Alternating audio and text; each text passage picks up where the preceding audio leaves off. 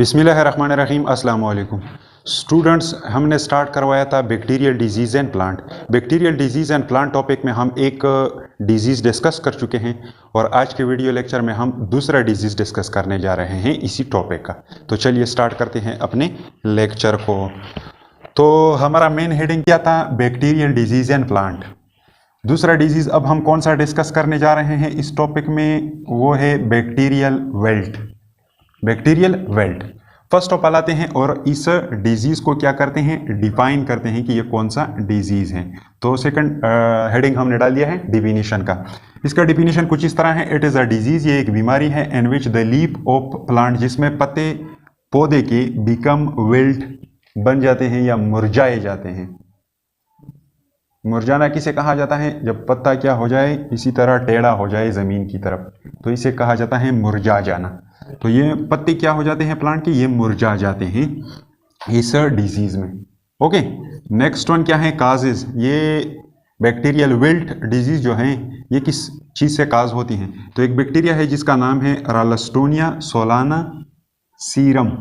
Solana serum, Ralstonia solanacearum bacteria है, इससे ये काज होती है। इसके बाद नेक्स्ट वन हमारे पास है विक्टम। विक्टम में हम ये पढ़ेंगे कि ये कौन से प्लांट्स को ये डिजीज़ काज होती हैं। तो ये पोटैटो आलू के प्लांट्स को ये काज होती हैं। इसके अलावा टोबैको तंबाकू वाले प्लांट्स जो है, कॉटन कपास वाले प्लांट, पेपर प्लांट्स को, इसके अलावा एक प्लांट्स को ATC वगैरह वगैरह प्लांट को ये काज होती है। ये होते हैं इस बीमारी के शिकार प्लांट। इसके बाद नेक्स्ट वन है पैथोफिजियोलॉजी का हेडिंग। पैथोफिजियोलॉजी में हम ये डिस्कस करेंगे कि ये डिजीज़ प्लांट को काज कैसे होती है। तो यहाँ पे हमने चंद डायग्राम्स बना दिए हैं, इनके ज़रिए इसको डिस्कस करते हैं। तो ये क्या है? एक छोटा सा प्लांट है और ये क्या रिप्रेजेंट करता है? This one is soil surface. ये सॉइल है, नीचे सॉइल पड़ा हुआ है, मिट्टी, और मिट्टी के अंदर इस प्लांट की क्या है? रूट्स हैं। ओके, ये रालस्टोनिया सोलाना सेरम बैक्टीरिया जो है ये पाया जाता है सॉइल में। तो फॉर एग्जांपल ये क्या है? एक रालस्टोनियम सोलाना सीरम बैक्टीरियम है। ये सॉइल के अंदर रहता है ये बैक्टीरियम और अटैक करता है प्लांट के रूट्स के ऊपर। ये अटैक कर लेता है, अपना एंट्री लेता है कहाँ? प्लांट के रूट्स के अंदर। ये रूट्स के अंदर कैसे एंट्री लेता है? जब ये रूट डैमेज हो जाए, जब ये रूट क्या हो जाए? डैमेज हो जाए, डैमेज किसी भी चीज़ की वजह से, फॉर एग्जांपल फ्लड आ गया, तूफान आ गया और इसके ज़रिए ये प्लांट के रूट जो है ये इन्फेक्टेड हो गए, तो इन इन्फेक्टेड एरिया के ज़रिए फिर क्या होता है? इस बैक्टीरिया का एंट्री होता है। तो चलिए अब आगे देखते हैं। और यहाँ से हमने क्या कर दिया है? रूट का क्रॉस सेक्शन लिया हुआ है और इसको यहाँ पे एनलार्ज कर दिया है। ओके, अच्छा अब देखो आइए। तो सबसे पहले एक कवरिंग होता है, रूट का आउटर मोस्ट लेयर होता है, ये कहलाया जाता है एपिडर्मिस। एपिडर्मिस लेयर है ये, और एपिडर्मिस लेयर के नीचे यहाँ पे एक रीजन होता है, यहाँ से स्टार्ट हुआ है और यहाँ तक। This region is called ground tissue. इसको ग्राउंड टिश्यू कहा जाता है। तो ये हो गया ग्राउंड टिश्यू। ग्राउंड टिश्यू के अलावा यहाँ पे क्या होते हैं? एक लेयर होता है सेलो का, this one is called pericycle. Pericycle layer, और पेरीसाइकल लेयर के अंदर पड़े होते हैं जाइलम एंड फ्लोएम। ये तो पी क्या हो गया? प्लोएम। ये दो टिश्यू पड़े होते हैं दरमियान में, इनको वस्कुलर बंडल कहा जाता है। तो यहाँ से मैंने क्या कर दिया? इस रीजन को मैंने चलो डैमेज कर दिया। For example this one is damage. इसी के जरिए इस बैक्टीरिया का एंट्री होता है। जब ये एंटर हो जाता है इस एरिया में, फिर ये आगे चला जाता है कहाँ पे? जाइलम टिश्यू की तरफ। ओके, और जाइलम टिश्यू में फिर ये एंटर हो जाता है। तो चलिए, यस, जस्ट जाइलम है, not in phloem. Phloem enter नहीं होता। तो आगे देखो, यहाँ से हमने उठा दिया है क्या? जाइलम। ये जाइलम हमने यहाँ से उठा दिया है और इसका स्ट्रक्चर यहाँ पे ड्रा कर दिया है। एक पाइप लाइक स्ट्रक्चर होता है, इसमें ट्रांसपोर्ट ऑफ वाटर होता है और वाटर के अंदर डिजोल्व सब्सटेंसेस जो होते हैं। ये है एक xylem vessel. Xylem vessel. Okay, xylem vessel के अंदर ये आ गया है वो बैक्टीरियम। कौन सा बैक्टीरियम? रालस्टोनियम सोलानासेरम बैक्टीरियम। इसके लिए बैक्टीरियम के लिए शॉर्टकट मैंने बी लिख दिया। ओके, फिर इसके बाद जब ये इधर अंदर आ जाता है तो नेक्स्ट वन इसका होता है मल्टीप्लिकेशन प्रोसेस। ये बाइनरी फिशन के जरिए अपने आप को डिवाइड कर देती है और मल्टीपल बैक्टीरिया बना देती है। ये देखो बहुत सारी क्या है, छोटे छोटे डॉटर बैक्टीरियम। ठीक है, ये बैक्टीरियम जब यहाँ पे प्रोड्यूस हो जाते हैं तो ये क्या करते हैं, ये डिस्ट्रक्टिव एंजाइम्स, कुछ एंजाइम्स और इसके अलावा टॉक्सिन मटेरियल या टॉक्सिक सब्सटेंसेस रिलीज करते हैं। अब वो एंजाइम क्या है, कौन से एंजाइम है और टॉक्सिन कौन से हैं, यहाँ पे इसको डिस्कस करते हैं। तो पहला हेडिंग क्या हो जाएगा, एंजाइम। कौन कौन से एंजाइम, जैसा कि सेलुलेज एंजाइम, इसके अलावा पेक्टिनेज एंजाइम, इसके अलावा प्रोटीएज एंजाइम, इसके अलावा लाइपेजेज और भी होते हैं, लेकिन बस इतना आप लोगों के लिए काफ़ी है। ओके, तो ये सारे एंजाइम रिलीज कर देता है कौन, ये bacteria. Okay, next one heading क्या है, टॉक्सिन। कौन कौन से टॉक्सिक मटेरियल ये रिलीज करता है। तो टॉक्सिक मटेरियल में होते हैं एक्सोपोली सिकाराइड मॉलिक्यूल और दूसरा होता है राल सोलामाइसिन। ओके, ये भी एक टॉक्सिक केमिकल है। ये मटेरियल जब यहाँ पे पैदा हो जाते हैं तो ये क्या करते हैं, यहाँ पे ये मटेरियल डैमेज स्टार्ट कर देते हैं। जाइलम के सेल्स को भी ये डैमेज कर देता है और इसके अलावा ये बैक्टीरिया जो है ये कुछ मटेरियल रिलीज करता है। ये क्या करते हैं, एक मटेरियल रिलीज करता है जिसको कहा जाता है स्लाइम। एक कीचड़नुमा मटेरियल होता है, this one is called slime.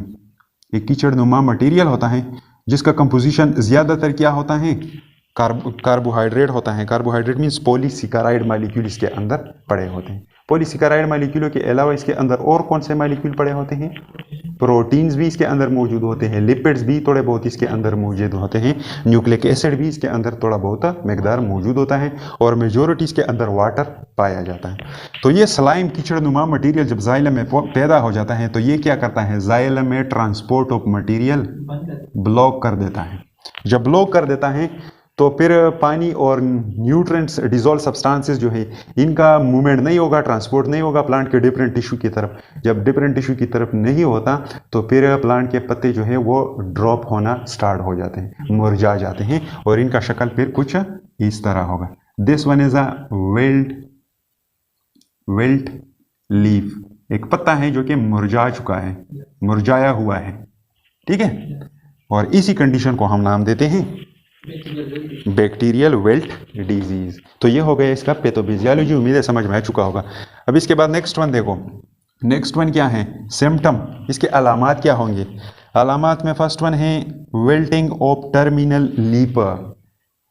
ये टर्मिनल लीफ जो होते हैं, ब्रांच के आखिरी सिरों के ऊपर जो पत्ते पाए जाते हैं वो सबसे पहले मुरझा जाते हैं, उसका मुरझा जाना शुरू हो जाता है।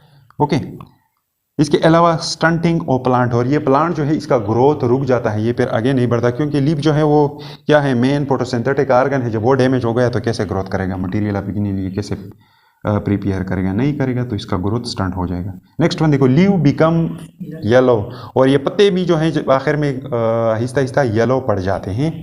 और फिर क्या होता है, द एरिया बिटवीन वेन्स, और पत्ते के अंदर जो रग होते हैं, रगें होती हैं, उनके बीच में जो स्पेस होता है डाई, वो मरने लगता है, वो आहिस्ता आहिस्ता मर जाता है। लीफ क्या हो गया, वेल्ड हो गया। वेल्ड होने के बाद तो वो गुजरने के साथ साथ वीन के बीच में जो एरिया होता है वो मर जाता है एंड बिकम ब्राउन, और लास्ट में फिर खाकी रंग का बन जाता है, उसका रंग खाकी हो जाता है। ओके, नेक्स्ट वन क्या है, प्रिवेंशन। इसको हम प्रिवेंट कैसे करेंगे, तो पहले क्या करेंगे, destroy the infected plant immediately. जिस प्लांट को ये डिजीज हो चुका है उसको आप लोग क्या करें, रिमूव कर दे और डिस्ट्रॉय कर दे इमीडिएटली, फौरन, ताकि इससे दूसरे प्लांट्स को ये डिजीज फैल ना सके। इसके अलावा क्रॉप रोटेशन करना चाहिए। क्रॉप रोटेशन क्या होता है, सीज़न में क्या होता है, मुख्तलिफ सीज़न में मुख्तलिफ फसलों को उगाना चाहिए। इससे क्या होता है कि इससे इन्फेक्शन का जो चांस होता है वो रिड्यूस हो जाता है। ओके, सॉइल फर्टिलिटी भी इंक्रीज हो जाती है और डिजीज़ में कमी आ जाती है क्रॉप रोटेशन की वजह से। क्रॉप रोटेशन मीन्स एक सीज़न में एक फसल उगाना चाहिए, दूसरे सीज़न में उसी एरिया पे कोई दूसरा फसल उगाना चाहिए, और फिर एक तड़ होने से एक और फसल उसी एरिया के ऊपर उगाना चाहिए, सेम एरिया के ऊपर, तो इसे कहा जाता है क्रॉप रोटेशन। ओके, नेक्स्ट देखो, नेक्स्ट वन क्या है, यूज डिसइंफेक्टेंट फार्म टूल। ऐसे टूल आलात इस्तेमाल करने चाहिए जो कि डिसइंफेक्टेंट हो फार्म में। खेतों में काम करते वक्त, या आप लोग कहें फार्म में, एक फार्म आपने बना दिया है, उसमें काम करते वक्त डिसइंफेक्टेंट टूल इस्तेमाल करने चाहिए। ऐसे टूल, ऐसा सामान जिसके ऊपर जरासीम वगैरह ना हो, जरासीमों से पाक हो। नेक्स्ट वन है कंट्रोल ऑफ नीमाटोड्स। नीमाटोड्स क्या हैं? ये कीड़े हैं, इनवर्टेब्रेट्स हैं। नीमाटोड जो है ये प्लांट के रूट्स को इन्फेक्ट कर देता है। फिर वो ज़ख्मी रूट जो होते हैं उनमें बैक्टीरिया के लिए एंट्री का चांस इंक्रीज हो जाता है। तो इनको भी कंट्रोल करना चाहिए ताकि लीफ की जो प्लांट के जो रूट्स हैं वो डैमेज ना हो सके।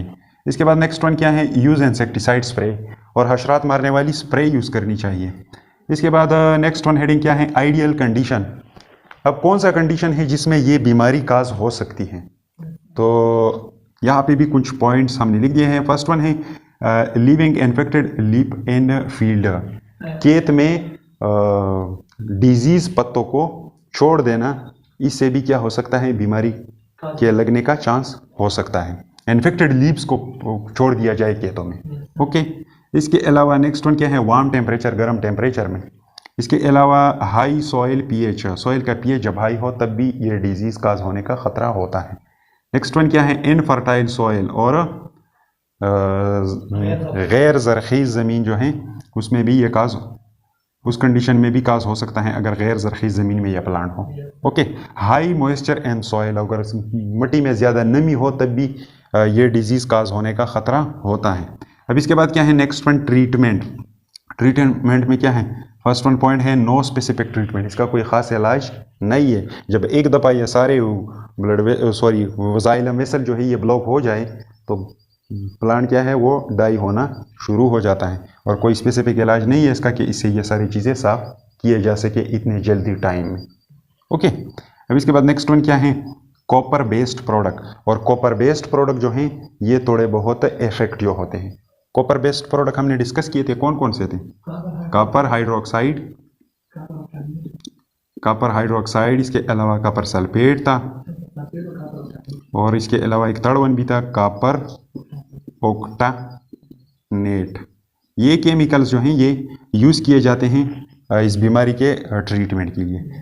यहाँ पे ये कॉपर आयन जो है जब ये आयोनाइज हो जाता है तो ये मटेरियल, तो ये कॉपर आयन जो है ये क्या होता है, ये टॉक्सिक होता है बैक्टीरिया के लिए। इसके ज़रिए बैक्टीरिया का ग्रोथ वगैरह रोक दिया जाता है और किल किया जाता है। ओके, तो ये तो थोड़ा बहुत बैक्टीरियल वेल डिजीज़ के बारे में उम्मीदें समझ में आ चुका होगा। अगर कोई बंदा स्क्रीनशॉट लेना चाहता हो तो ले ले, मैं वाइट बोर्ड से हट जाता हूँ।